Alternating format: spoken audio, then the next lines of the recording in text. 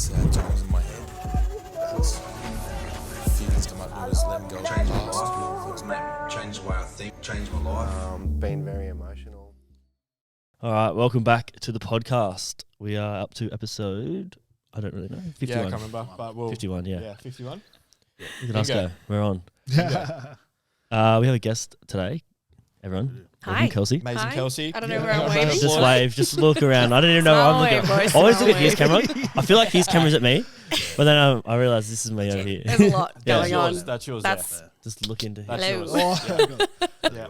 I don't know what to do with my hands. Yeah. Yeah. Yeah. Vicky Bobby. Yeah. Ricky You Bobby. ain't first or last. How are you, mate? What's going on? Yeah, good. Yeah, I'm just, started my day with an X-ray.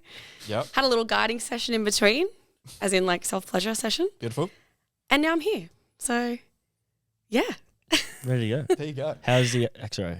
Yeah, it was Good. fine. I don't think I have any breaks or fractures from my dancing on Saturday night, so we should be all sweet. That's good. That's so funny.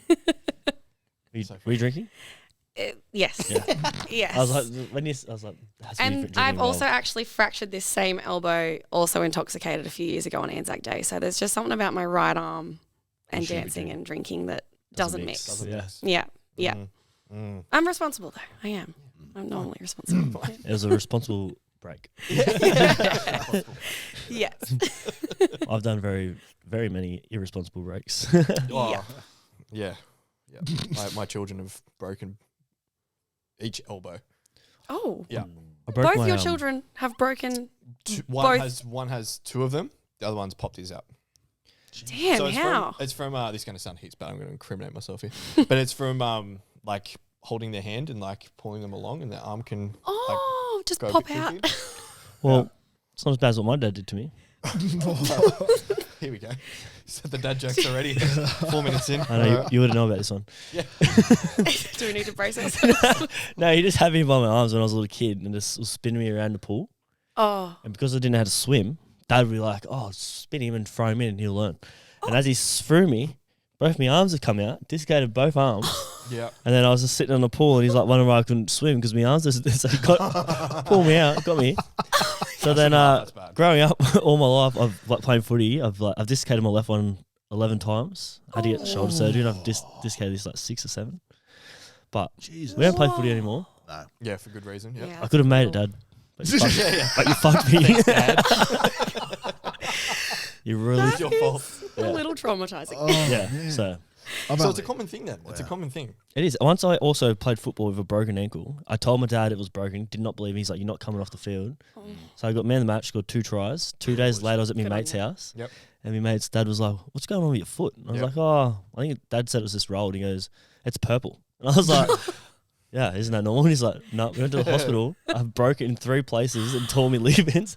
I rang Dad and I was like, "So broken foot." And he's just like, "Whatever." You'll be right. Yeah. Toughen up. Toughen But up. we love you, Mama. We love we you. do. You're an absolute. You're heaps better now. Yeah. I'm good. 60 years later, you did it. Character building. Oh my god. Oh my God. Yeah. All right, I'm back feeling good. And do they just pop your shoulders back in every time? Yeah, so when I was I'd play, I'd have to like if it was dislocated in a game, I'd walk up to him on the side of the field and he'd just boom, just put it back and I'd be sweet to go. Yeah. And is it painful? Oh, pretty bad. But Ugh. once he puts it back in, it's just like you get like a little niggle. It's just Yeah. it just feels Yeah. like that. Little remember. niggle. But when you hit it, it's like your whole arm's just like heavy and you just like you feel like you could just about to fall over. I remember my second last year playing at Norths. I must have done it like early on in my piece. I chipped a bone at the bottom of my socket of the shoulder, and every time I play, like in rugby, you always got to have your arms up, and it just kept subluxing. So it's not a full dislocation, but it just kept like just kept degrading. I've now have for the listeners a nice good open scar, and they went into it. Oh, I got to the point where I was playing every game with local anaesthetic in it. Like I was like, yeah, just juice me up so I do not feel a thing. And then afterwards, when it wore off, that's So when painful, I knew, yeah. man, when I knew I had to have the surgery was one time. I already consulted the surgeon, and he said, "Oh, I'll give you a couple of weeks, see how you go. You can finish the season if you want. It's just that it's pretty bad. We're gonna have to fix it." And I was like, "Yeah, fair enough." And I knew I probably needed to end the season earlier because I finished a game. I was going to go out for beers and a meal with my mates who play. One played at Sydney Uni, one played at Randwick, so we're all in the same comp, and we're all living together. I'm having an Epsom salt bath. Starker's just enjoying myself and letting the anaesthetic wear off, and then I'm like, okay, it's time to get out. I couldn't lift my shoulder, couldn't lift my arm. I'm like, oh fuck! And I've tried to get out. I'm screaming in pain. The boys have run up the stairs and they're like, holy shit, you right, mate? I'm like, nah. They pulled me out of the bath. This is when I was about 10 kilos heavier too than I am now. They pulled me out of the bath. I'm on the floor. On the floor, soaking wet, in pain, fetal position, nude. The boys just looking at me like, you're fucked, mate. Yeah. So yeah, then that Thursday, I was on the Saturday, then on Thursday, got the shoulder done. And then a week later, got infected, spent 3 weeks in hospital. That's horrible. Gee. I think my only injury that I am proud of I've got many. is I played the Australian Sevens. We played against the old boys, which was like Lottie Takiri and like all the All Blacks players that played. And I was like, this old bastard doesn't have it anymore. He's old as. He's like 60-something years old. So I was like, I'm going to hit him as hard as I can. So he caught the ball and I come flying in to hit him. And he just like stood there like a brick wall and just dropped me. And I just ruptured between my chest and my shoulder. And I just looked. I remember laying on the ground in pain. He just looks up and he's like, "You good, young fella?" And I was just like, Pure "Fuck." son moment. Yeah, I was just like, "Oh my god, I'm never playing footy again." Daddy? I drove back from Byron Bay with all that pain. I got back and they're like, "Why are you still in football gear? It's 2:30 in the morning." I was like, "I just drove from Byron Bay," and then I was like, "I'm never playing football again." That was it. I was Nobody done. talked to me. Yeah, Yeah. that was the only injury. I was like, I tried, but You did well. Oh, God. Anyway, all right. Enough Yeah, about enough about us. Brutal. This is about Jeez, I us. didn't know this was going to be a footy chat. Jesus sorry, Christ, yeah, either. I didn't know. Always goes this way. It's like no footy. 5 minutes in. No This is what I did at footy. Yeah, Relive the glory days, mate. yeah, Yeah. now get it. Anyway, let the listeners know who you are, what you're about, what the vibe is, so they get to know you a bit better. Okay, well, I'm Kelsey, and I am like this close to becoming a certified somatic sexologist. So, somatic sexology pretty well means just exploring your own sexuality through the body's own sensations and like the body's wisdom. So, a good way to compare it, I find, is like to talk therapy. So, say you might go to a psychologist or a sex therapist for whatever issue, and it's talk therapy, you're using your head, it's a lot of back and forth questioning, it's all that sort of stuff. Sure. Whereas you'd come to me and it's more body therapy. So instead of asking all the time and all the back and forth questions, it'd be like, okay, so how does that actually feel in your body right now? Mm-hmm. What sensations are going on in your body as we talk about this? And if you close down your eyes and move through it, where does it move to and how can we just journey with it further? Okay. And so through that, you can go through many depths and many layers, and it doesn't always end up in a sexual space. It can actually be moving through grief or sadness or fear or anger that then can flow into your sex life. So it's amazing work. It's really crazy. And I've only guided people within my course because our homework is to self-pleasure and to guide others in a self-pleasure session. And yeah, I've had moments where people are in full tears or they're shaking and they're screaming, and there's really, the spectrum is huge. And yeah, it's really amazing stuff. Cool. This is gonna be sick. Yeah, I'm like, Yeah. First of all, sorry if we're very question.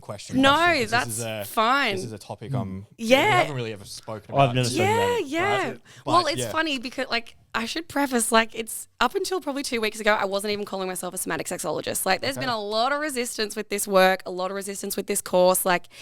There was a time where I was like, I'm quitting. I don't like this. I'm not getting out of it what I thought I would. So many demons and battles. So it's been a journey me just studying this modality. So it's been very recent that I'm kind of come full out, and I'm this is sick. I'm confident now. So yeah, you can hit me. Okay. All right. Just so I'll try my best. So I guess the first thing would be how did you step into this type of work? Where did it all start? Yeah. So kind of stems back. I was in an 8-year-long relationship from the age of 15. I feel like I should look at you while I'm talking, No, but it's you're over there. He'll chime in. Just chilling in the back.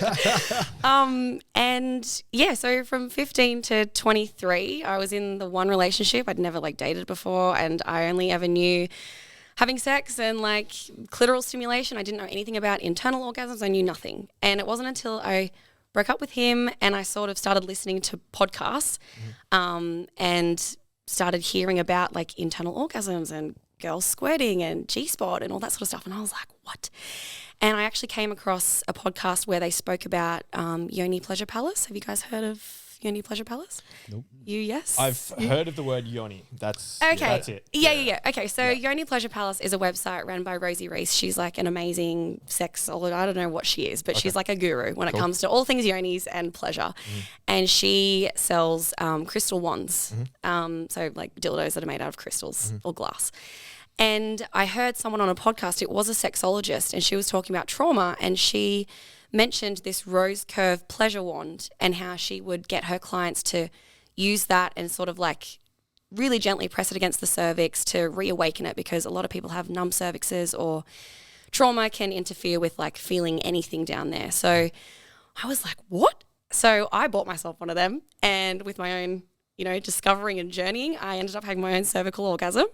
And I was just like, this is amazing. And so through Yoni Pleasure Palace, I signed up to Rosie's email list, and I just happened to be applying for like school jobs one day. I was like trying to get myself to write out like, you know, resumes and whatnot, and I just couldn't for the life of me do it. I was sidetracked by my emails, scrolled through, saw one from Rosie, and at the very bottom it was like the Institute of New Paradigm Intimacy, sexual practitioner. And I was like, oh my God.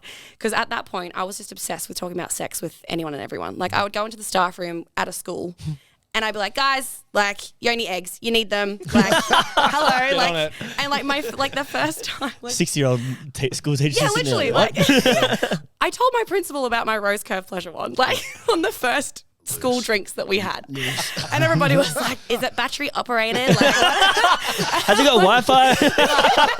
Bluetooth? Like, can we link up?" And so yeah, I was like I just found this passion for sex all of a sudden, because I didn't realize the depths of what women especially could experience.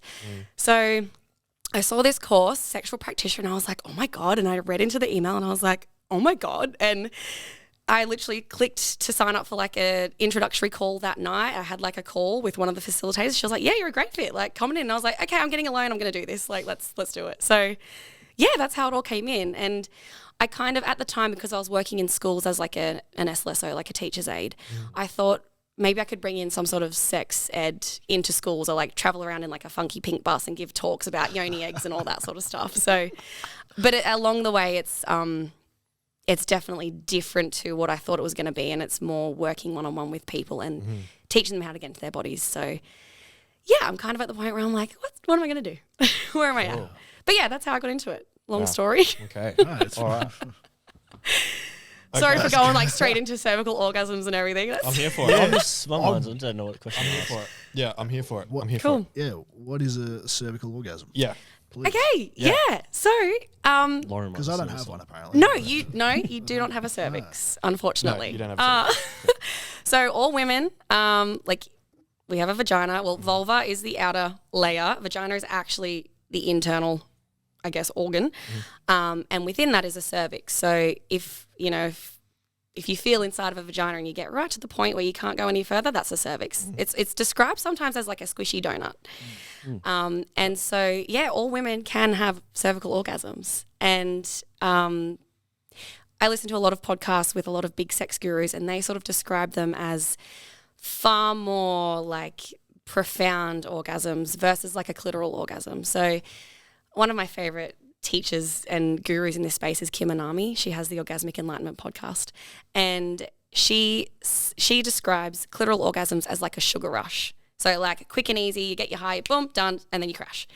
Whereas internal cervical orgasms can like have a lasting effect and almost like ripple out of your body, and you're kind of walking around like a goddess for like 3 days straight. So but it's like we don't get taught this. No. So yeah, it's really interesting. There you go. Yeah, I only learnt what a cervix was because of birth. And Well, that's what, I was going to that's say, the like the only time I baby, learned about it. your cervix has to open and all that sort of stuff. So, but I mean, if you wasn't for birth, like you wouldn't have known. No, not at all. Yeah. No, I wouldn't have known a lot of things if it wasn't for birth. Yeah. like a lot of stuff, That's like amazing. cervix and Yep. everything else, Things. Yeah. and placentas and Well, I think Good nowadays it's more like, I'm finding it more common to like you ask questions when having sex. Yes. Like what people like, what people don't like. Be a bit more Yes. open, communicated with it all. Yes. And I guess that's how you get That's to how you that point. figure But like even now, I definitely know I don't know everything. Oh no! I mean, Um, I don't know everything. Like we're all learning. Like Yeah. there's so much to learn, but that is a great start. Yeah. Asking questions. Asking questions, I Yeah. think it's big. I heard that on a podcast. There's a guy who's like, just ask questions. And then Yeah. I was like, ever since I started asking questions, I was like, this is way better. Yes. Yeah. Yeah. So Amazing. it makes it not so much more about the male, because a lot of guys growing up, or me growing up and hearing other guys speak, it's like all they care about is themselves. Mm. And then Yeah. it changed to like now it's like you're there together. It's Yeah, not yeah. just about that one person, it's about each other. Yes. Yeah. Yeah. Where, yeah, interesting. Where I sort of had the sort of, I think we spoke about it before. I had the complete sort of flip. I was probably caught up in the whole Hollywood bullshit porn side. Well, not porn side, but the Hollywood love of like you see how it's always been pointed about. Oh, men are terrible at sex and all this and all that, and it's nothing about the women pleasure. Whereas for me and my self-worth issues, I was like, well, I want to be very, very good and service the partners and make sure they had a great time. Therefore, it makes you look good. Therefore, it's going to lead to more. I had this weird complex. It's a really weird complex that if my partner receives an orgasm, then fuck yeah, you're doing the best job you can. Yeah. It's all You've about performed servicing. well. That's right, and that was what a lot of my worth came from. It wasn't until I heard Audrey Marcus say when I was 29 years old to say, your worth is not determined by your performance in bed. And I was like, fuck. I actually broke down when in the car listening to that. I was like, fuck. Like I had this fixated thing about the whole time. So, yeah, definitely gone through that. But, yeah, certainly, communication's a big one. Yeah, being able to talk to people like that. But Yeah, that's a funny complex. Like, and I think guys have that performance mindset and like stigma from like, I mean, porn culture's huge, and like you see the dudes are like, yeah, we're like getting chicks off their squirt and all that. Like that's not realistic at all. Yeah. It's just not. Yeah, so I don't think that's abnormal what you've gone through. yeah, but that also led to some probably complications too in certain relationships where there was pressure on the person to like, oh well, especially in long-term relationships, like there's pressure on them to orgasm, and then then it wasn't probably as enjoyable at times. Pressure on the female. Yeah. Yes. Yeah, which was a bit unfortunate, and that's certainly something I need to learn to deal with. Yeah. Then on the flip side too, because I can probably say condition myself to last a bit longer. Other partners like, is there something wrong? Is there something I've done wrong? Oh my and God. you're like, no, not at all. It's just that I take a little bit longer. Yeah. Nothing on you. Wow, Like, isn't that funny? yeah, so the flip was like, oh, am I no good? Or for the woman saying I'm no good. I'm like, no, not at all. Do you know what? I actually heard, this is quite funny, this has come up. I was listening to a podcast today. Layla Martin, I don't know if you guys have heard of her. Another, like, she's like a tantric goddess. And she had this guy on. He is like a men's sex coach. He's actually really worth listening to. Taylor Jackson, oh God, I've probably butchered his name there. But they were talking about how women that were with men that could actually last longer, he did a survey and it was like, for women that have had men that lasted longer, how did you rate your experience? And they were all, like 90% of them were like terrible. And he was like, why? And they said, just because he can last longer, like they were saying, without love and like, being in the moment and in the experience and like controlling your breath and all that sort of stuff, it meant nothing. It was just like, can this be over already? Like for the women? Yeah. Like, whereas say shorter experiences, but more connected and more heart-centered Yeah. were far better for the females and for the men, Yeah. I'd say too. But yeah, Yeah. Yeah. funny. Yeah. Being in a long-term relationship for 13, 14 years, it's like very similar things. It's like you go through great periods for a couple of years and then a couple of periods of like not so great and it's been this, I guess, sort of like dialing in of like, okay, this time works, this time doesn't work. 2 kids, all right, they're away there. Okay, we can organize it for here. And it was, it's just been this, I guess, path and cycle of going, well, let's not keep trying this way because this way hasn't been working. Let's go this way and do it at a daytime when the kids are away. And it's once again speaking about it instead of just, I hope this works. It's more speaking about it and going, okay, cool. Let's sit down. Let's talk about it. And once again, Max, it's like, I don't think men are openly communicating about it because they're like, oh, what if Well, I can't do that? Or that's what right, if man. what if I'm not good at that? Or what if I try it and then it doesn't work and then it's my fault? Like, yeah, I think a lot agree. of communication, like from men's side, of won't happen is because their egos. Yeah. They don't want to ask the questions because they don't want to be like her to be like, "What, don't you think you can do a good job or whatever? Yeah. Like you should know how to do it." This is like an ego thing, and I think that's what it was for me growing up. And then until I got to a point where I just checked my ego, and then I was like, okay, like just ask the Yes. question. And Do you? Yeah, this is really interesting because I've never like had a discussion with 3 blokes about this sort of stuff. So don't worry, I've never had this. You see that? First off, all of No, I was like, what do you do? But yeah, like yeah, from a male's perspective, is it ego set? Like, is it very Yeah. ego driven, like, Yeah. and performance based? Like, I think it, if you don't talk about it, Yeah. yes. If- definitely. Yeah. Yeah. I think Yeah. I think until you're like more comfortable within yourself as a man is when you Yep. you don't care about your expectation of a performance. It's more Yep. just like, if it happens, it happens. If you Yep. last ages and it's good, it's good. If it's shit, it's shit. I tell you what, Yep. men, get out of your head that there's only penetration for. Yeah. Yeah, get Get some out of your head. toys, brothers. Trust me, the biggest telling lesson ya. I have ever learned is it's not just that. And, well, then so all of a many- sudden, it's like, yeah, so much more enjoyable for both parties. well, for so many women, they just can't get off with penetration alone. Yeah. Exactly. It's like it's so common, and Yeah. like for me, I mean, my whole relationship with my 8-year-long partner, that never once happened because I didn't know either. Yeah. So it is about education and awareness and asking and experimenting because there is so many other ways to experience pleasure. One of my friends, I'm not going to say who it was, but she told me the other day she had the best nipple-gasm she's ever had, like just Okay. nipples alone. I was like, yes. So how many ways can you have an orgasm? Let's ask the expert. Yeah. Yeah. While you're The here, expert. I'm no expert, just to clarify, but Max walks what around I the office. Max, what are you doing? I don't know, man. Just let it happen. It's coming. It's happening. start slow. Tahi, say something to me. Max power. Oh, that was great. Oh man. So what I've heard is that okay, so you can have clitoral orgasm, G-spot orgasm, cervical orgasm, anal orgasm, nipple orgasm, but then apparently you can have like energetic orgasms. Okay. So I have heard that. yeah, yeah. yeah. I mean, I'm sure there's plenty more. You might be able to have like an elbow orgasm. I don't know, but You'd know. we can't test on my elbow, that's for sure. But Can't use the right one. Right one's fucked. Keeps popping out. Yeah. She tries, but it doesn't happen. But yeah, now we there's a now, few. now we know how it happened. Yeah. Yeah. Now we know.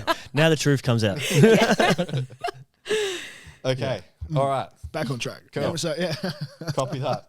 Yeah. Okay. Yeah. Interesting. Because I guess the next question would be like, have you started working with people yet in this space yet?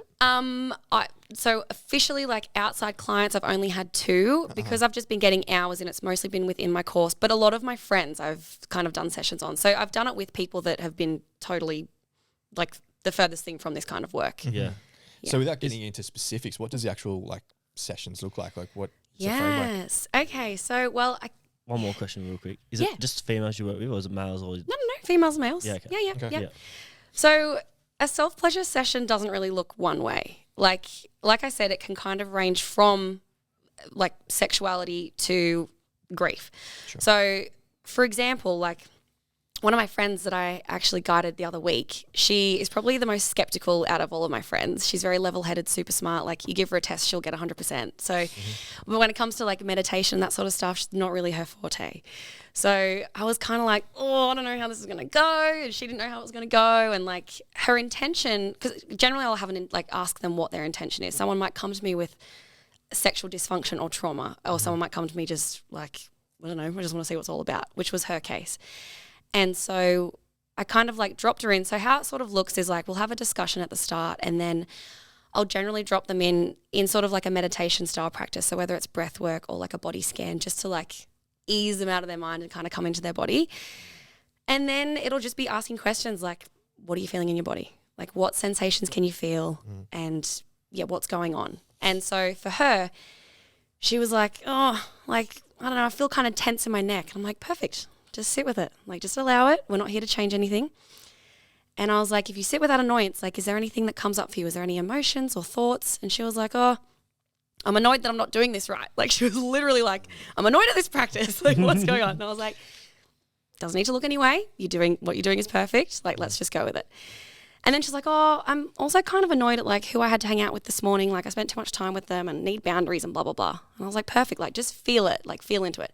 And then I'd like give them space and sort of just let them, like their eyes are closed, let them feel into it.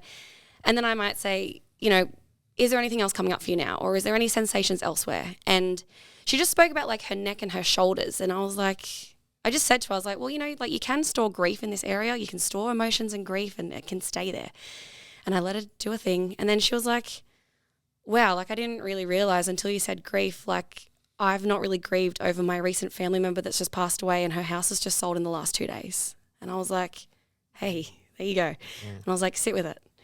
And she sat with it and she started crying. And I was like, this is like, we don't give ourselves the permission to just sit with and listen to the body. And she was like, I've just been go, go, go and like not even thought about this. I've just kind of swept it under the rug. And I was like, that's what we do. Yeah. We bottle it up. We just sweep things under the rug. So I just let her sit there and cry and just feel into that grief. So yeah, like that session that we both had no idea what was going to come out of it, if anything, ended up being just like a really beautiful sort of emotional release for her, like going through grief and feeling it. So yeah, it didn't even touch sex in any way, shape or form. It was just, yeah, what was happening in the body in the moment. Gotcha. So it's very different person to person. Okay.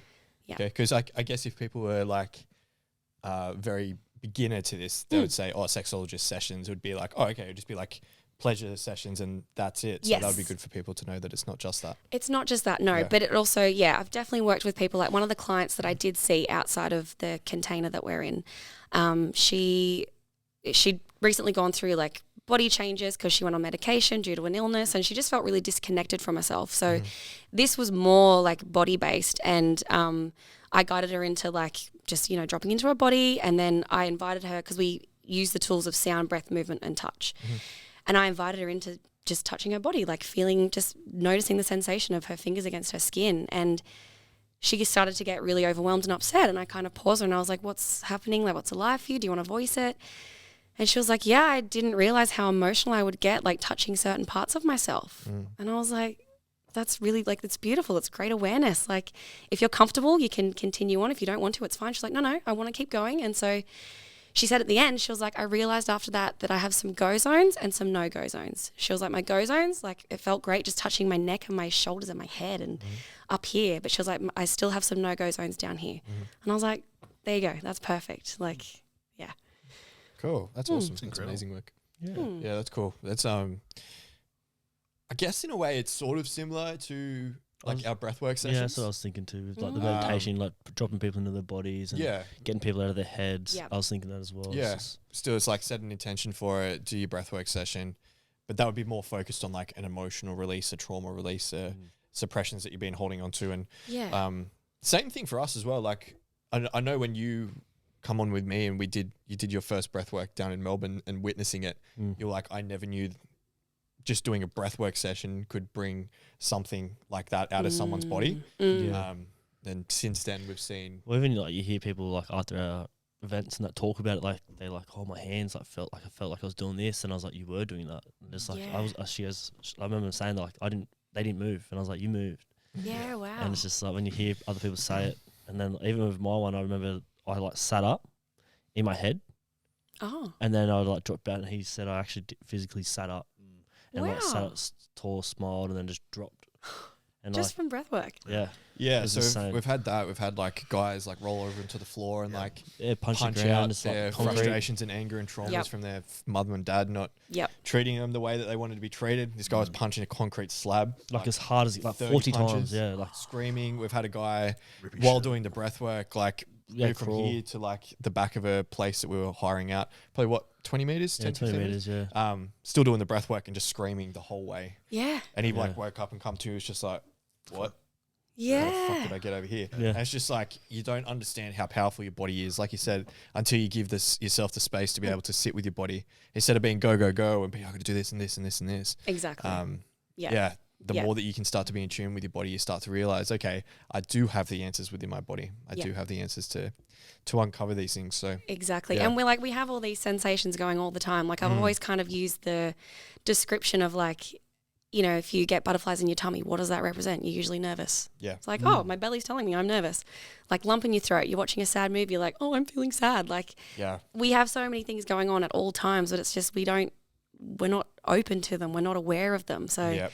when you take that time to just cut everything out, cut out the external world and turn in, it's like, oh shit. Like maybe this pain in my neck is actually representing something that happened like 2 weeks ago where I was in an argument or Yeah. whatever. So your friend that you're talking about, Yeah. like now that she's gone through that release of emotion, how do you like bring that into like to show her through like a sexual? Is that what you like through? Like, Oh, well, I mean, I've only done the one session with Yeah. her, and it was really well, not so much ju- her, just like how would you do that? Like how would you bring it back around? Well, I guess it'd just be like I probably just do a practice where we explore maybe touch and we explore like, you know, cultivating sexual energy. Like, I mean, unless something else. So the thing is, like, that was obviously present for her in that moment. Yeah. If she came in for another session and there was something else going on in her body, You'd go for that'd be what came up. Yeah. So it might be 2, 3, 4, 5, 6 sessions before you actually delve into like the sexual side of it. Yeah. Whereas one of my other good friends, I guided her a few nights ago, and she came to me with an intention. She was like, I'm kind of freaking out about this work trip that I have coming up. Like, I'm really nervous about it. Like, I've got to fly interstate and whatever. And so we kind of explored it, and I was like, can you feel into where it is in your body? And she's like, I feel it kind of around this area. And you're like, we moved with it. She sat with it. And I felt like halfway through the session, I was like, this feels complete. Like this, I don't think she needs any more delving into this. So then I was like, do you want to cultivate your sexual energy right now? Like, can you breathe into your yoni and see how that feels? And for her, she was like, oh my God, this is amazing. This is what I needed. Because I was like, your sexual energy is your creative energy. And I was like, what you're doing for work is a creation. Like, you're going there to run your sessions, to do these things, to facilitate like a whole work team. And that is creation. So it's like bringing it back to your sexual energy, even though it might not be totally related to sex and your sex life, you can cultivate it to kind of bring it out in other forms, if that makes sense. Yeah. Yeah. So that was kind of a way of like, yeah, working with the sexual energy in a non-sexual way. If that, yeah. Yeah. Yeah. Yeah, that's cool. Yeah, that's awesome. I'm just thinking. Yeah. Brain's taking over. Yeah, I was like, How you going back there, Max? Yeah, Max, what questions you got? I'm enthralled. I think a question I sort of have is that how, like, for us as males, obviously we're pretty aware that communication is key when it comes to sexual experience. But say if you are in this sort of, you're in the moment and you're into it and everything's going, like, how can a male kind of attune to the female's response to certain things that you're doing without being, without communicating or something like that? listen. Well, yeah, I was Yeah. going to say maybe ask. Well, I know that, yeah, but let's just say, how can we elevate ourselves to the same sort of sexual energy as somebody, or dial it breath. down? So I'd so say to speak. breath. Breath. Like, yeah, I feel like, I don't know, when you're with someone, I think it's like a matter of like, I don't know, I've heard a saying like you hug someone for 8 seconds and you end up co-regulating. It's like your breath comes down to their breath. And so I feel like when you're in sex, if someone, maybe their breath is, because often if like, you go on hammer and tong and it's like quick paced, mechanical, that sort of, it's like the breath is short, the breath is shallow. So if maybe you either bring your breath to deepen a little, or if she's breathing deeper, maybe you need to meet that. Like, yeah, I think the breath is probably the most important tool, which is, it's like, I mean, I don't do it all the time. Like, it's hard. You got to like really tell yourself, okay, let's just chill out. Let's take a breath. And just like, I don't know, if you're wondering if she's like experiencing the pleasure, I don't know, looking out for how she's moving, if she's open, if she's soft, if she's relaxed, like if she's tense or not, like, yeah, like physical signs that you might be able to pick on. Yeah. Interesting. Yeah. What if someone was listening to this and they were like unknown to it, but they were also like what you've been speaking about, starting to like, I guess, like call out to them. What would be like, I guess your main demographic / like people you're more directed towards? Or if someone was sitting there, what would you say to someone if they were like, yeah, might be ready for this? Yeah, well, I mean, the demographic so far has kind of been pretty broad, but I've probably worked mostly with like young female, or like ranging from, I don't know, 20s to maybe 40s, 50s for that matter.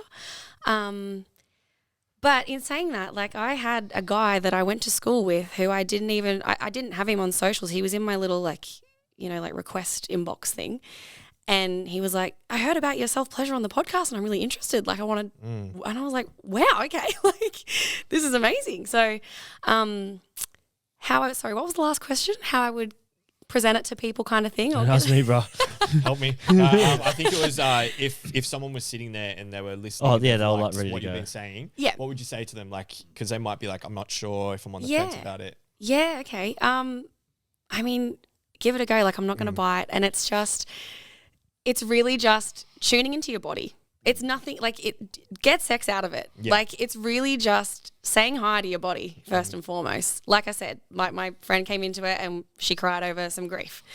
And like it's not, yeah. If you have a concern around sex or sexual dysfunction, absolutely, it's the right place. But also if you're just wanting to learn how to really come into yourself and kind of be more present and just listen and give yourself the time and space to just like be, then come on board. Because it's really just, it's holding space for people. And like sometimes, like some of the girls, because I've done a lot of sessions with the guys in my course and a lot of them are like, a lot of them are very embodied. They know the work, they know what they're doing. So half the time it's like, hey, can you hold space for me? I'm like, yep, absolutely. And I'm just there holding the space and they're either screaming, crying, laughing, smashing pillows like you said, like it's whatever. So it's just giving people the chance to, be with themselves. Yeah. Boom. Boom. So if we go on a little bit more on that, say if you're in a longer term relationship, and everyone sort of says there's a potential of losing the spark, or like you say, sometimes sex becomes a little bit vanilla, or it's just unregular, if not non-existent, because of either some pressures and things like that. What would be some helpful tools for those out there, even if people are just experiencing a bit of a lull in their sex life with their partner? It could be young people too. Yeah. What are some of the things that they could do to say spicing it up, or at least reignite that sort of desire, so to speak? Self-pleasure. Not masturbate, as in self-pleasure. So I feel like I've had this experience with my partner, right? Like I might have self-pleasured beforehand and I'm really relaxed and I'm in my body. And then when we've had sex, it's been amazing. I've also guided him a couple of times. So like he's been on the bed, I've guided him. He's like touching himself, touching his body, like dropping in, and same thing. Then it's been an amazing experience. But doing it like you have to know yourself before you know someone else. And even if you lose that flame and that spark, I feel like you almost need to come back to yourself to figure out, okay, what's still feeling good in my body? What do I enjoy? What do I not enjoy? Do I want to change it up? Do I want to experiment? And you can't really figure that out with a part. Like it kind of comes back to yourself first, I feel.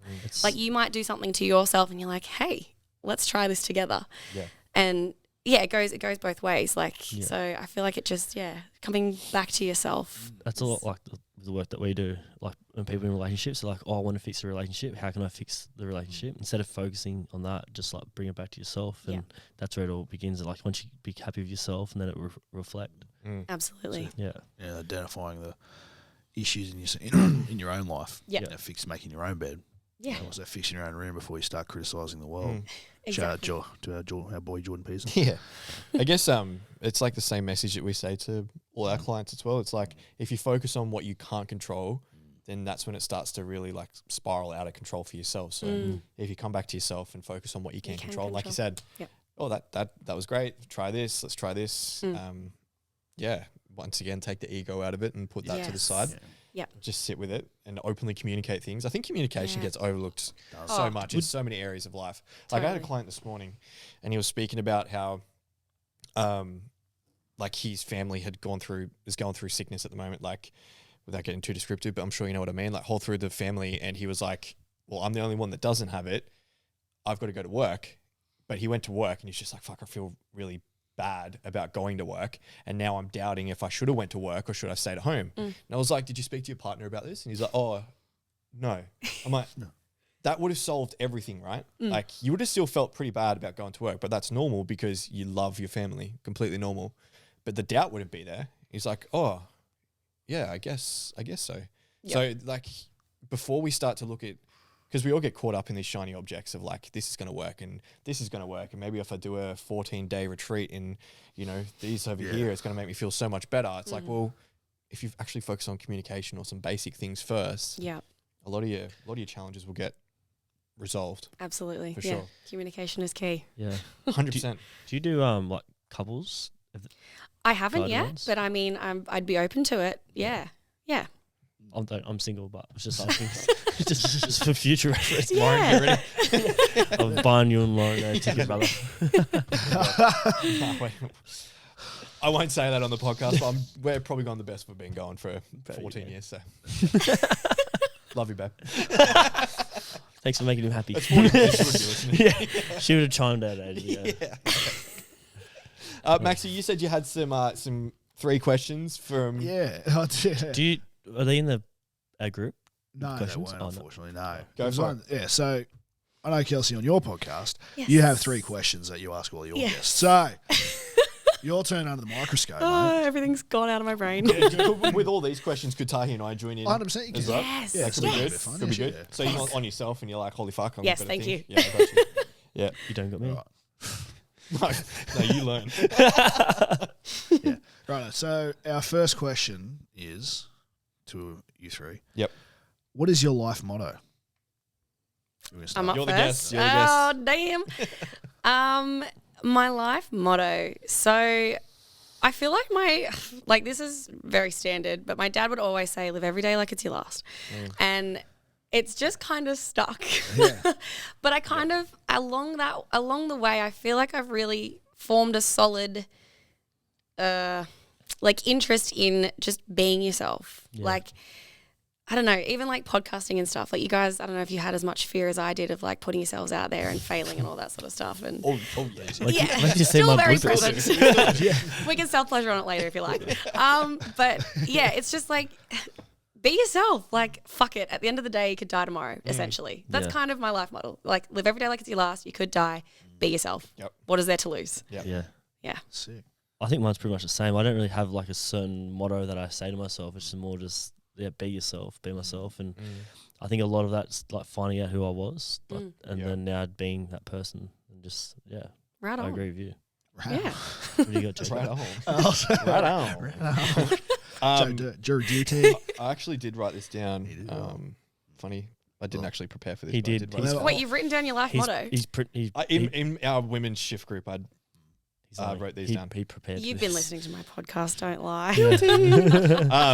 Actually, I wrote down 3, so there you go. So your vision is created from actualizing your core values.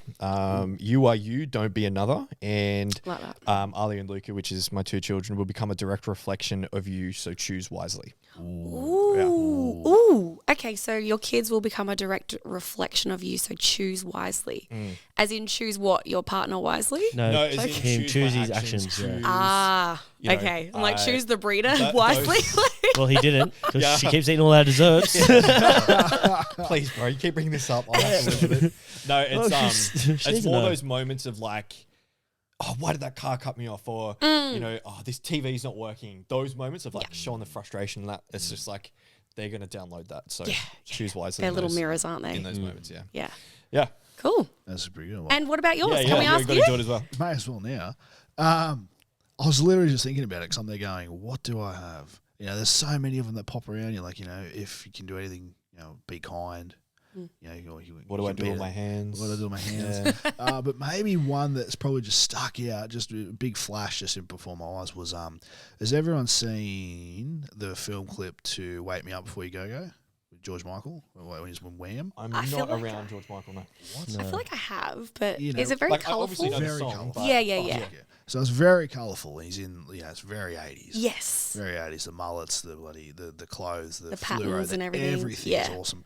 But he's got a shirt that says "Choose Life." And for someone who's gone through a fair bit of suicidal tendencies and things like that, and a couple of attempts, you go, yeah, choose life.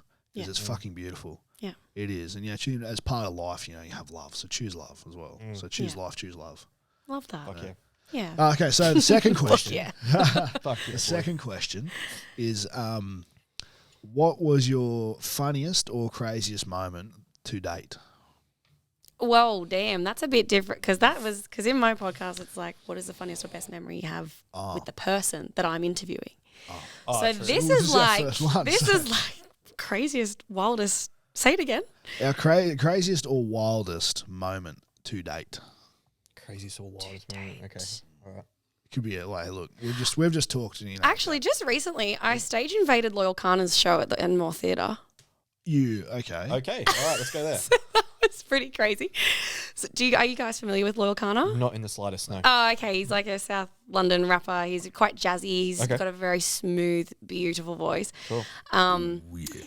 And yeah, he played a show at the Enmore Theatre, and it was me, my partner, and two of our friends, and I don't know if you guys have been to the Enmore, but there's a little sneaky side entrance to like the front of the stage, which we came through. It wasn't like the normal entrance. So we kind of slid in and we were like right at the front of the stage. And there's no bars, like there's nothing stopping from, like nothing between you in the crowd and the stage. Okay. And, you know, I was having a good time. I was a little bit under the influence, and I just kept looking at the security guard that was like standing there facing out with his arms, and he was like this, bopping his head to every song. I was like, this guy is like, he's taking the piss. Like anybody could literally get up on that stage right now. And so I just kind of like mulled over it, and I was like, I need to get up there. I'm getting up there. Like the decision's made. And I whispered to one of my friends, and I was like, hey Nina, I'm going to get up there. And she was like, fuck yeah. She's like, just not yet. I was like, no, I'll wait. And I said to my partner Siege, and I was like, hey, I'm going to get up on stage. He's like, do it at the end. Don't do it right now. I was like, yeah, no, it's cool. And anyway, and then he said to me like towards the end, he was sort of wrapping up, and I was like, right, I'm going to do it. He was like, just go for the microphone. Don't go for him, because then they'll think you're a crazy lady and they'll, you know, take you off. I was like, sweet, got it. And I barely had time to like think of what I was just going to say or do. I was just like, let's go. So the last song played, it was wrapping up. Nina cleared the cans of beer on the stage for my path to get up. And I just literally went, plonk, up on stage, like casually walked over to him. He was kind of looking away, and he just like locked eyes with me. And I was like, can I please speak on behalf of Sydney right now? And he was just kind of like, oh. And like people were like, and he's like, no, it's chill. And he was standing there, and I just said, then I realized, I turned around and I was like, wow, hello, crowd of packed out Enmore Theatre, like holy shit. And I was just like, something along the lines of, I said, welcome to Australia, cunt, because I feel like I had to just let the C word out. Yep. And I just said, you know, when you go to a performance, you pick up on the vibe of the artist. And I was like, he's just a genuine dude. Like, it was just a great show. And I just had to let people know that we appreciated him. And I managed to get it all out. Like, I didn't stumble on my words or anything. I was just like, we love you. And anyway, he ended up like sitting down, like to listen to me. I couldn't see. I was just like, he's just genuine. Like, thank you for coming and blah, blah, blah. And everyone's just looking back at me like, who is this bitch? Yeah. And am I high right now? yeah. And then he ended up coming over, and he gave me a hug and took the mic, and I just felt this gentle security guard usher me off stage, and I was given away. And he was just like, yo, I'll give it up for the greatest stage invader of all time. And I got down, and people were just like, what the fuck was that? And then like we went like sort of around different bars in Newtown after that, and I had people come up to me, and they're like, were you that girl that got on stage? And I was like, yeah. They're like, that was fucking mad. Like, they're like, we thought you worked. We thought you were a promoter. Like, we didn't know what was going on until you started swearing. And then we're like, oh no, she's not promoting. So yeah, that was pretty wild. That's wild. insane. That's sick. Yeah, that's wild. I'm gobsmacked. Yeah. Who's up next? Tell you. I got nothing. I don't know. I can't. I guess personally I can top that, but it's just. What was it? Funniest or wildest? Yeah, it's just Wildest Bit of or both. craziest or whatever. Mine would just be the birth of my two children. That Oh, would be- I love birth. yeah, Oh. that's the. Yeah, Especially having home births. It was wild. Oh my Mine were, God, can you go a little deeper into it? Yeah, what do you want to know? What, just everything? All right, strap in. No, I'm just like, I mean, especially home births. Like I've Yeah. not given birth yet, but I love the idea of a home birth and Yeah. like hearing people's success stories with it. It's just like, wow. Ask him for the photos. He'll show you. Oh, yes. There you go. Yes, No, please. my partner Different action started than I am. working as a hypnobirthing practitioner. Amazing. So she started doing that, and then obviously we fell pregnant, so then she did it for herself. And that actually sort of, I guess, was the first moments of me seeing like what meditation and I guess self-hypnosis can do.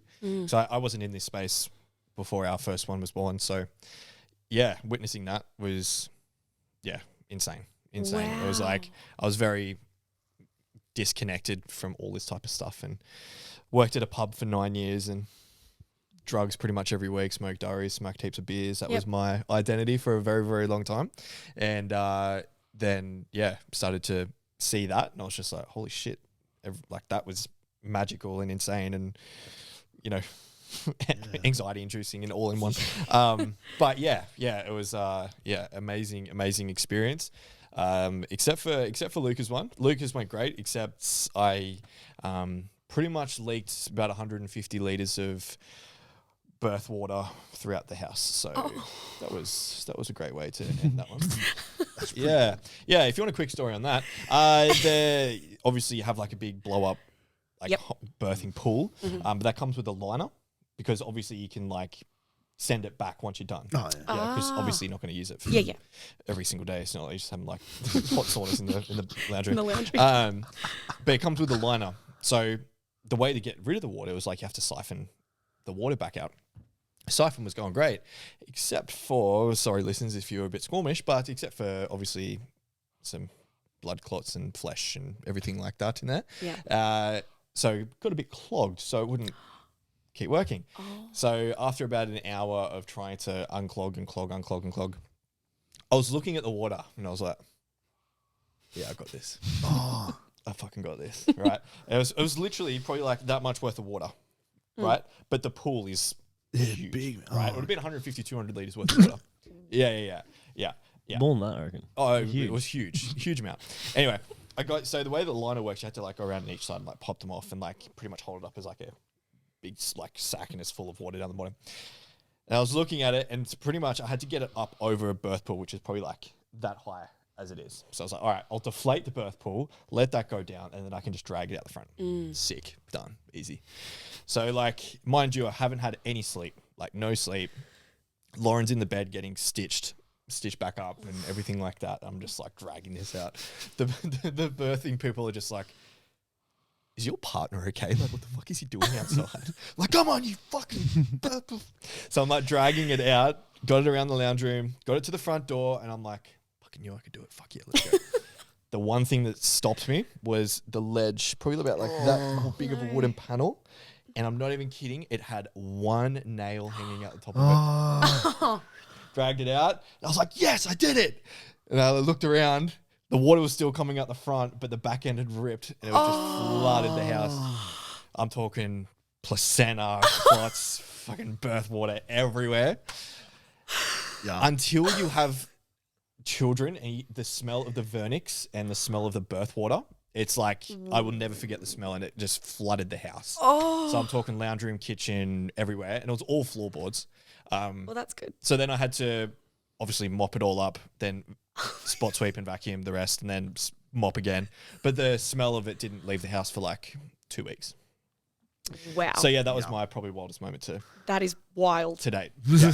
I'll never forget that feeling of like turning around and looking at the water just flooding everywhere. Oh my God. Your stomach would have just dropped. Yeah. And the nurses are just like, oh my God, I've never seen this before. I'm like, thanks. Oh my God. So yeah, that's my wow. That's sick. Crazy. What do you guys have? Nothing like that crazy, but when I was 16, me and my mates, we broke into the scout hall at Toronto. Hopefully no one from Copson there listening because we never confessed this. But we broke into it and we threw a party, like a massive party. Oh, sick. And it was going really, really good until the cops turned up.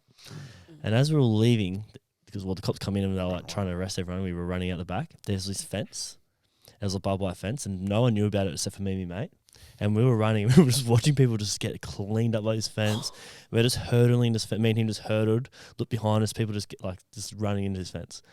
We get out the back and then I thought we were in the clear and this copper pulls up, just rips up the front run and my mate was standing in front of me. And I was like, it's either him or me. And I pushed him.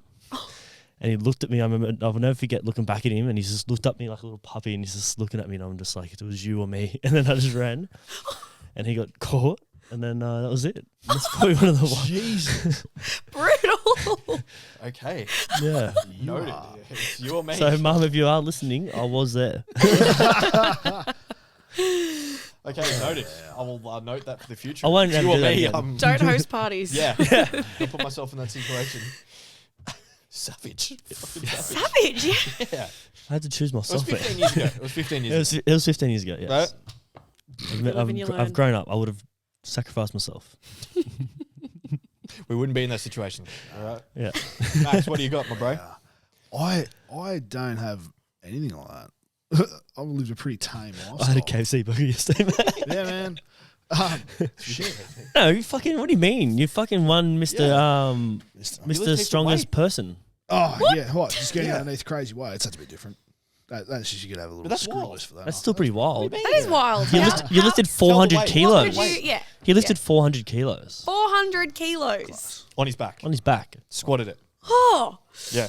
No, it was 385. We're rounding up. We round up here. We're rounding up. Tomato, Yeah, tomato. Yeah. Appreciate that. Yeah, okay. Well, if we want to go on that story, yeah, well, yeah. Well, if Three. we have to. All right. Listeners, It's the metal out of his shirt. he's 110 kilos. Yeah. Again, but- max power. Sorry, Carl's right. Yeah. Yeah, so this year was my third year as the national champion in powerlifting. Oh. So that's been going well. I now hold the all-time Aussie record in the squat at 385, and I looked it up. I think I'm one of the top, I don't know, I think it's the top 10 to 15 lifters ever that's lived in Australia. So getting up there. That's pretty Going all wild. right. Pretty wild. Yeah. Yeah, it's not that wild, right? Yeah, But, no. Yeah. It's nothing. but, yeah, I've got a shit ton of wild medical stories. Fuck yeah. Somewhat. I've got a shit ton of medical stories that are pretty fucked. Oh. During rugby, yeah, heaps. Covered in scars. That shoulder, I've got one on my thigh, one on my ankle, one on my knee. I've had like 2 ankle, 2 knee, 2 shoulder reconstructions, a big thigh, 3 fasciotomies on the thigh. By the time I was 23, and then then it was a late diagnosis of haemophilia, and said, you know what, you should probably stop playing rugby. What's And haemophilia? blood doesn't clot. Blood doesn't clot. Doesn't clot. No. So if you cut yourself, Cut myself. it would just come out. Oh, Yeah. just The clot. Yeah. Pisses out. Yeah, sort of. Well, it takes a little while to clot. so. Yeah. Yeah. Right. So yeah, that led to a lot of internal bleeding and all those sort of things.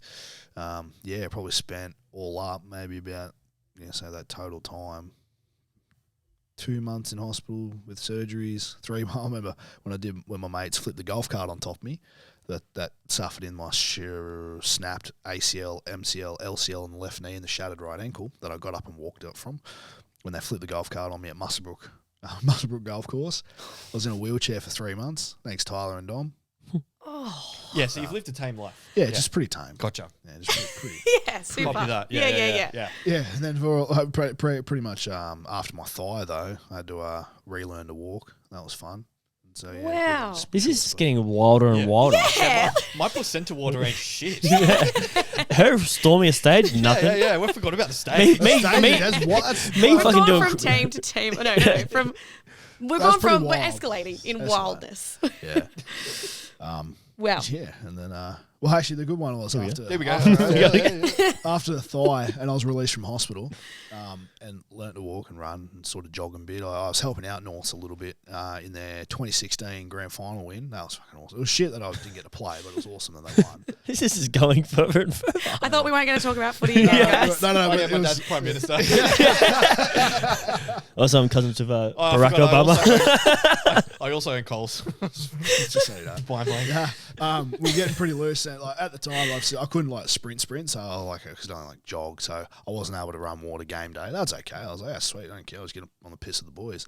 So we're up on the stands, having a great time, getting on it, and we were selling like North shirts like for the grand final for people. Everyone's like, oh, you want to wear a shirt? Like, sweet, $10, whatever. But that's how we snuck in like 10 bottles of rum, 5 of vodka, like all that. Same with the cops. Don't worry about that. So we've won with like the final minutes, and we're beating Sydney Uni like by a significant amount. Well, 15 points. Awesome. We knew we won. We're all down there raring to go onto the field. Full time, guys. We're like, yeah, fucking sprinting out on the field. I'm sprinting with 2 bottles of rums in my hand to go give it to the boys. Like, obviously, I'm not feeling any pain, so I'm going for it. Like, yeah, and I feel this fucking bang, copper, bang, grabs me by the arms, like full on locks me up, like behind me. Oh. Like, we've got the 2 bottles of rum still in my hand. Locks me up and goes, go on, you fucking idiot, get out we go. I'm like, he's pulled me off the field because I've had alcohol in a public space. So he's pulled me out and he's dragging me off the field, and he's like, where do I go? And so what I did is, yeah, mate, go down here. So we went down the tunnels, and he threw me out, and then I knew how to get back in through our shed. So I went around the side, went up the shed, back up the tunnel that he just kicked me out of. all I did was take off the I had like a shirt over the top. I took that off, so I looked completely different. And then with the 2 bottles stuffed down my pants, and then got back out on the field and celebrated with the boys. God, that just went from so many different wild stories. And the best thing is, That's the best thing is, my mate, he rewatched it on his Foxtel, and there's the moment there where you pause it, and he sent it to me, where there's me getting grabbed by that copper, pulled off the field. So it's immortalised now. Okay, man. And the very last question. What do we have over there? Oh, very last question was You're not allowed to answer this one either. what makes you? Okay, this is for your podcast called Wait What. So everyone go and subscribe and listen to that too. Yep. So what is something that makes you go, wait, what? Yeah, I've got Say mine. that? Nipplegasms. Yes. Got that in early. Yes. Nice. Yeah, yeah. Gotta go home and try that. Go for it. Just picture it. I'm picturing, man. I don't know if you're talking about for you or for Lauren. Oh, no. No, I'm not even going to go there. Fuck it. For me, what makes me go, wait, what, is probably like women's hormone cycles, because that was another thing that Hey, that's another thing that I was not aware of for so many years. endo. I did not know how crazy that is. Oh, endo, yeah. I did not know. Yeah, didn't know. I think we've spoken about We have. obviously you'll get more depth with the hormone cycle, but Yeah. once again, it's something that men don't realize, that women have a 28-day hormone cycle. Is that right? Yeah. Well, And yeah, then around roughly. that, and then men's Well, is wow. 24 hours. 24 hours, literally, yeah. Wild, Yeah, huh? it's crazy. Like, Girls don't realize that. Like, Yeah. let alone, like, yeah, the men, it's like females don't even know their own cycle. I didn't know my own cycle until a couple of years ago when I heard it again on a podcast. And it was the first time that I'd heard, hey, you actually have 4 phases in the month: follicular, luteal, ovulation, menstrual. I had that in the wrong order. But, Yeah. and I was like, what? We don't just bleed and carry on? And then, like, the whole syncing with your cycle. So, like, how in your follicular phase, your hormones are on the rise. You have more energy. You can go and do boot camp. You can go and sprint. You can go and do all these things. And you should be eating lighter foods to assist the hormones that are rising in Storm that. stage. Yeah. Yeah. And then in your ovulation phase, like, that's where you're most fertile and horny. And that's actually when you can get pregnant. Whereas the other phases, not so much. Like, we've lived our life thinking, oh my God, I'm going to have sex and get pregnant. Like, holy shit. Oh, yeah. Yeah. And then, like, luteal, menstrual, as you come down, like, your hormones are on the decline. Like, you should be going into, like, slower exercises like yoga or yin or whatever, and slow strength training. And, like, menstrual, when you're bleeding, you can nap. Like, you don't have to be going, like, full hammer and tongue all the time. And it's like, even in, like, the fitness industry, like, you know, you go to F45 and you're doing the same thing every day. You should be training and get up at 5 a.m. and do this and that. It's like, doesn't work for girls. Like, doesn't work for females. Like, I did F45 for a while, and I would skip every week. When it was my menstrual week, I would skip it. I would not go. Same thing now. Like, I will just chill. I will do some yoga. I'll stretch. But yeah, that's wild. Yeah. That's the very first question I asked Lauren when we're initiating that. Is like, you ovulating right now? Yeah. She's like, yeah. I'm like, Should lie to you, I reckon. not again. She's wanting another at the moment, so I'm like, Ooh. stay. Stay. Got something on that for you. I'll talk to you. Yeah. Like, what? What was that? I don't know. Don't worry. Just What do you mean? that's Are you the new that is a stepdaddy way. that's stepping? Yeah. Fuck, man, don't do that. You're my new dad? Oh, yeah? This is daddy. Yeah, that was actually making me go, hey, what? Yeah, that I would be knew, I way knew worse. of the different cycles, mini cycles within the cycle, but far out, like, that's insane. I didn't really know the Yeah. details and what it does. Yeah, I think the big one that you said about, like, the ovulation cycle, and, like, thinking that I guess you're not saying that everyone should go and have unprotected sex when you're not ovulating, but a higher more chance of falling pregnant when you are ovulating, Yes. and that's where the unprotected sex, you should be very, very careful. Yes. Yeah. But outside of that, you can be a little more lenient. Go Yeah, ham, more baby. lenient, And right? I didn't even know. I lived my whole life, like, even when I was bleeding, I was like, no. Yeah. It's like, Yeah. actually, it's not physically possible. So, but I mean, of course, got to be safe not bad. at all times. Yeah. Don't give him the not green bad. light. I saw his eyes. Communication. Just threw him out his wallet. I He's like, just- get out of here. yeah. She just said it. I mean, I saw her reaction. I looked at Max and Max was like, okay. Don't need these Durexes anymore. So what's your wait what? Probably what you just said with the endo. But Endo. yeah, big time. Yeah. Because my sister had it, but I didn't know as like growing up that it was like how bad it was. I'm probably Yeah. until like last year until we had someone come on the podcast and she goes through it a fair bit. And then I spoke to my sister and she's like, I've had this for so long. And I was like, oh, is that what that is? Yeah. And then you hear so many other, like I've heard, like had so many big conversations with other women and they have it too. And you're like, Yeah. pretty much nearly every chick has it. I know it's very common. Yeah. But and same with like PCOS. Like there's so many hormonal issues that are so like prevalent, and they either go undiagnosed or they get misdiagnosed or they get diagnosed something else, and it's like, there's a lot. We got it pretty good. I think we Let's just, say. Yeah. I was gonna say that, like, there's not many things that we go through on that level. Like, Probably haircuts, I reckon. Like- My hair Did you grows. say haircuts? My hair grows pretty quick. Pretty Actually, stressful. when guys like shave their beard off and they look like Homer, do you get that? No, Like, I haven't shaved my beard off since so I was 18. Well- I actually used that as a reference the other day. Like where I live, their dog was like a real hairy dog, and they shaved it, and it looks so funny. I know it's so stupid. It looks funny, and I was like, "That is what I look like when I shave my beard off." And I was, That's me, the thumb. yeah, Looks like that. it's bad. That's bad. Yeah, yeah. Yeah. Don't go touching the beard. Beard stays. mine goes real baby face. Yeah, people look like really, like babies. When I tell people my age when I shave my face, they're like, "Are you serious?" He's 41. Actually, what? Wow. That's a white what? Crazy. Huh? Wait, what? Yeah, There you go. Damn, that's crazy. Yeah. 41. We got her. I'm 31. Damn it, I'm so bad with people's ages, so like I'll believe anything that you say because I'm always way off. Yeah, I can't wait for my 21st next week. Ooh, that was a hard 21. It's been a hard 21 years. All right, I reckon Well, this has been a ripper episode. Thanks It's for been coming on, good. mate. No, thanks for having me. it's been It's great. awesome. Yeah, it's my first being a guest. Like first time being a guest. Fuck yeah. There you Yeah, go. so that's fun. We'll have to get on again. Yeah. 100%. 100%. Where can people find your socials or? Yeah, Instagram's probably the best start. At Kelsey MF Harvey. Yep. It does not stand for motherfucker. It stands for my middle names, Megan Francis. So, No. what? No, What? yeah, it's thought gotta it be was motherfucker.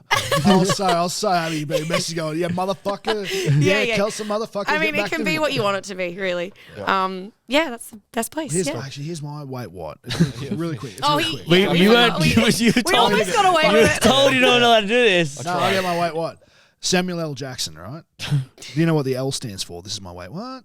No. Motherfucker. What? And on that note, all right, everyone, thank you for joining in on the potty. I'll tag Kelsey's socials down below so you can reach out.